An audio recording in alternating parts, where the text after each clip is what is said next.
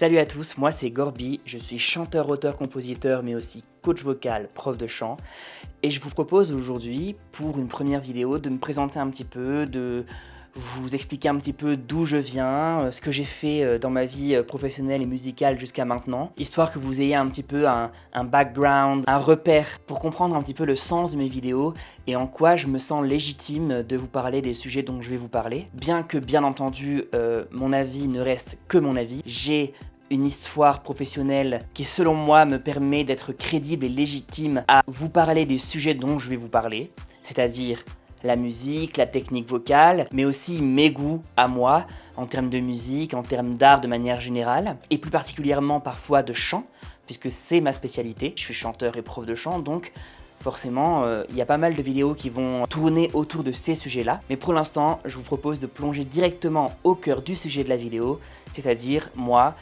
mon passé, mon histoire musicale et professionnelle. Donc j'ai commencé à m'intéresser à la musique vraiment très jeune. Tout petit, je me souviens demander à mes parents de m'offrir des cours de guitare. Je voulais vraiment apprendre à faire de la musique. Et finalement, ce qui est venu à moi assez naturellement, c'est le chant. J'ai commencé à chanter très jeune. Au début, c'était pour rigoler comme ça, avec ma sœur. On aimait bien chanter un peu les musiques Disney, ce genre de choses. On faisait les petits pestacles, vous savez.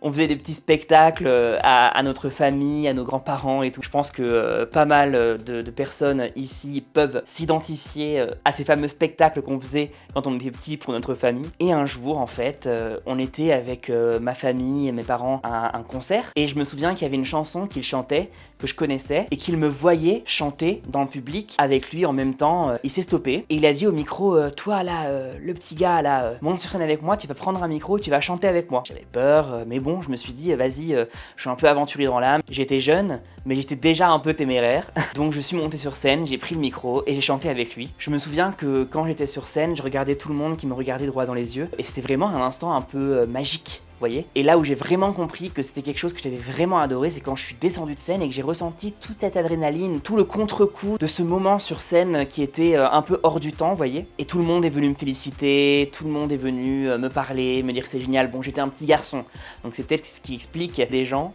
qui étaient venus me dire que c'était super, mais je pense que c'était pour être sympa avec moi avant tout. Je me souviens avoir vraiment aimé ce moment de peut-être qu'il y a moyen pour moi de monter à nouveau sur scène, de chanter sur scène, que j'aime vraiment ce que je fais et que ça puisse créer cette bulle un peu de bienveillance et de positivité. Finalement, c'est à ce moment-là que j'ai commencé à dire que je voulais devenir chanteur. Ceci dit, ma première expérience scénique vraiment à moi que j'ai eue, c'était quand j'étais au collège. Il y avait dans mon collège une chorale où on pouvait auditionner pour des solos. Donc j'ai décidé avec une copine à l'époque d'auditionner pour les solos. J'avais aucun espoir d'être pris, c'était juste pour m'amuser. Mais au final, on m'a accordé un solo et j'ai pu performer sur scène à la fin de l'année scolaire, devant tout le monde, devant tout le collège, tout le lycée, les professeurs, les parents d'élèves, etc. Donc c'était quelque chose de très modeste, mais malgré tout, j'ai vraiment adoré tout le processus de répétition, de balance technique, tout ça, les lumières, les micros, le public devant moi, c'est vraiment quelque chose que j'ai adoré, qui m'a rempli d'euphorie sur le moment. Donc à ce moment-là, j'ai décidé de prendre mes premiers cours de chant. Donc ces cours de chant, ça a été une expérience un petit peu tumultueuse, c'est-à-dire que j'ai d'abord pris dans une école de musique 1 ou 2 ans de cours de chant, je me souviens plus très bien, mais c'était pas vraiment des cours de chant en fait. Le mec me laissait chanter dans une pièce où il me laissait pendant 1 heure et puis finalement il revenait à la fin de l'heure, ah super court, allez bye bye. Donc ça servait strictement à rien. Donc j'ai fini par arrêter dans l'espoir de trouver quelque chose de mieux. J'ai trouvé une autre école où j'ai suivi pendant plusieurs années des cours de chant, et ces cours de chant m'ont permis d'évoluer, d'expérimenter un petit peu et de m'affirmer en tant que chanteur scénique, en tant qu'artiste. Et donc j'ai commencé à ce moment-là à faire beaucoup de scènes. De ce moment-là à aujourd'hui, mon expérience scénique ne s'est jamais arrêtée. J'ai fait énormément de concerts, de spectacles, de comédies musicales, dont une même en Angleterre. J'ai aussi fait des galas, des spectacles musicaux, des showcases, plein de choses finalement. On peut dire que mon expérience de chanteur a été en premier lieu une expérience de chanteur de scène. Et alors vient ma première expérience professionnelle dans le vrai monde de l'industrie musicale, en 2013, où j'ai décidé d'aller passer le casting de Popstar. À la base, c'était juste une excuse pour aller faire un week-end à Bordeaux avec des copines, qui étaient chanteuses aussi, qui chantaient. Et du coup, on est allé passer le casting ensemble, et à ma grande surprise, j'ai été pris et j'ai pu aller sur le tournage de l'émission à Paris. J'ai fait mon petit bout de chemin dans l'émission, et même si cette expérience n'était pas une véritable success story, j'étais encore très jeune, et je me cherchais encore en tant qu'artiste. Ça m'a permis néanmoins de me dire que, effectivement, je voulais devenir chanteur de manière très sérieuse, artiste, faire ma propre musique. Et cette expérience à la télévision a été mon premier pas dans ce monde professionnel. Pendant ma dernière année de lycée, je suis aussi allé passer les auditions à Londres pour une école de musique et j'ai réussi les auditions. Le jury a beaucoup aimé ce que j'ai proposé, donc j'avais cette porte ouverte. On avait tout organisé pour que je puisse rentrer dans l'école. Et finalement, j'ai eu quelques petits problèmes personnels dans ma vie et j'ai fini par abandonner l'idée d'intégrer l'école. Je me voyais mal, en l'état actuel des choses, partir vivre à l'étranger tout seul et j'ai plutôt décidé finalement de rester en France, assez proche de ma famille. Le problème, c'est que à ce moment-là, s'est posé la question de qu'est-ce que je vais faire de ma vie, donc j'ai commencé des études en psychologie, etc. Et puis finalement, je me suis tourné vers une formation de professeur de chant. Ça me paraissait plus ou moins être une continuité logique en tant qu'adorateur de la voix. Donc j'ai fait la formation Richard Cross pendant 1 an à Paris. Et en parallèle, j'ai ouvert mon école de chant, pas très loin de là où j'ai grandi. Et j'ai fini cette formation et j'ai eu mon école de chant pendant quelques années, jusqu'à ce que j'ai des problèmes de santé qui me forcent plus ou moins à arrêter et à fermer mon école. Jusqu'à aujourd'hui, je continue bien sûr à exercer mon métier à certaines occasions, quand certaines personnes en ont besoin, et pour mon plaisir personnel quoi. Quand j'ai fini par me remettre des problèmes de santé qui m'ont forcé à fermer mon école, j'ai fini par reprendre mes études, mais cette fois en santé, parce que oui, la santé, la médecine, tout ce qui est humain, c'est aussi une passion que j'ai, d'où Tom, le petit squelette qui est derrière moi. Enfin petit, il est pas si petit que ça. Par exemple aussi mon tableau de squelette anatomique. Tout ce qui est un peu dans mon fond, de toute façon, c'est des choses qui reflètent un petit peu mes goûts, ce que j'aime, mes passions. Donc j'ai repris mes études et finalement, il y a eu le Covid qui est arrivé. Donc ça a été une catastrophe, à ce moment-là j'ai dû arrêter complètement la scène, parce que bien sûr il n'y avait plus du tout de scène, il n'y avait plus du tout de spectacle, rien n'était possible dans le milieu de l'art à part sur internet. On était tous forcés de rester chez nous, donc forcément c'était un petit peu compliqué pour ça. Et j'ai décidé de me lancer dans une véritable activité d'auteur-compositeur, c'est-à-dire que j'avais déjà écrit et composé des chansons avant ça. J'avais jamais pensé à sortir un premier single ou quoi que ce soit, mais j'ai un ami qui s'appelle Jake and the Alien, si tu passes par là.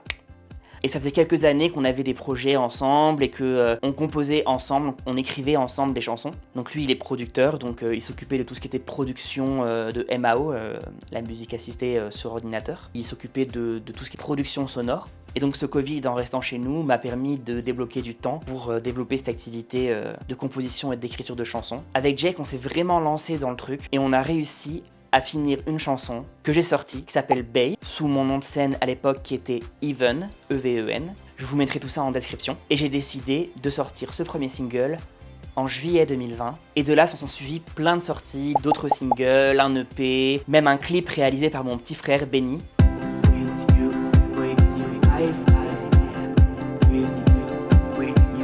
Je passe par là, qu'on a sorti en 2024 pour ma chanson Fly. Et donc Even, c'était un projet qui était quand même basé sur la pop, très lumineuse, très acidulée, quelque chose de très good vibe finalement, même s'il pouvait y avoir dans certaines chansons des côtés un peu plus sombres.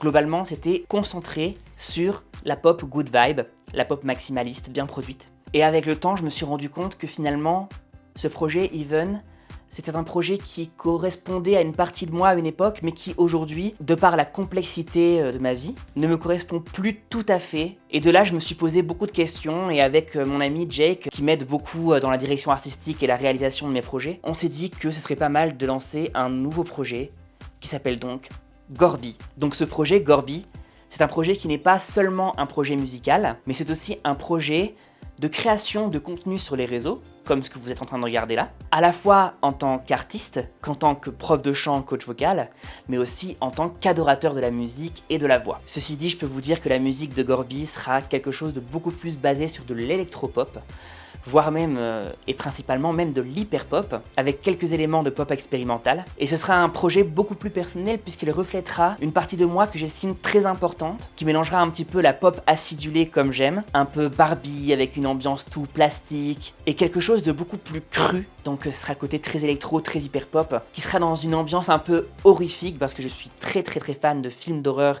et de culture pop horreur de manière générale, et donc qui aura un côté un peu gore. Donc gore et Barbie, c'est comme ça qu'on a obtenu le projet Gorby. Voilà, maintenant vous en connaissez un peu plus sur moi, vous en connaissez un peu plus sur mon passé et mon histoire musicale et professionnelle. Je vous prépare plein de choses au niveau création de contenu sur les réseaux, mais avec Jake, on vous prépare aussi beaucoup de choses en termes de projet musical. Je vous remercie beaucoup d'avoir regardé cette vidéo. Si vous avez aimé, n'hésitez pas à liker, à partager et même à commenter, je vais répondre à tout le monde. Si vous avez des questions, n'hésitez pas à les mettre en commentaire. Abonnez-vous pour en voir un peu plus. Et d'ici la prochaine vidéo, je vous dis ciao.